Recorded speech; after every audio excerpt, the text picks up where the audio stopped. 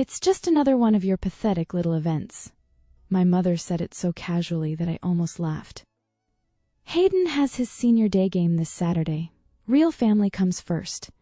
I looked down at the wedding seating chart in front of me. She didn't realize she was talking about my wedding. Or maybe she simply didn't care enough to remember.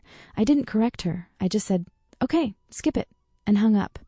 2 days later, I married Dr. Owen Caldwell, the same orthopedic surgeon who had operated on my brother's shoulder years earlier.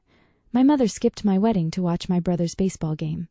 That night, an Instagram story from the reception revealed my husband's name. At 11:47 p.m., my phone exploded. Call after call, voicemail after voicemail. By morning, there were 17 missed calls.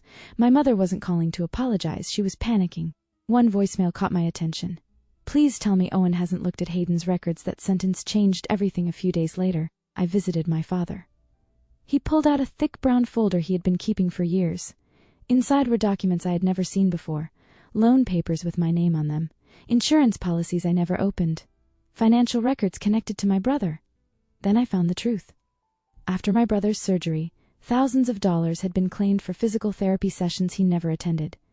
The insurance policy used for those claims was under my name. My father looked at me and quietly admitted he'd been collecting evidence for years.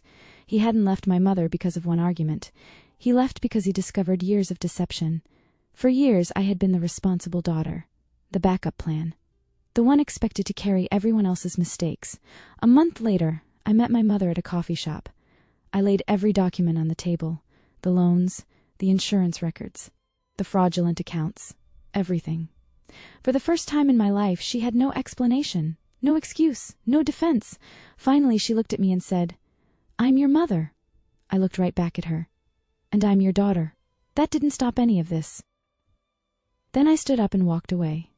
Weeks later, the accounts were closed. The payments stopped. The damage finally began to be repaired. But the best part wasn't getting my money back. It was realizing I no longer needed my mother's approval. For the first time in my life, I was surrounded by people who chose me without conditions. And after spending 30 years being treated like a little event, I finally understood something. I was never the problem.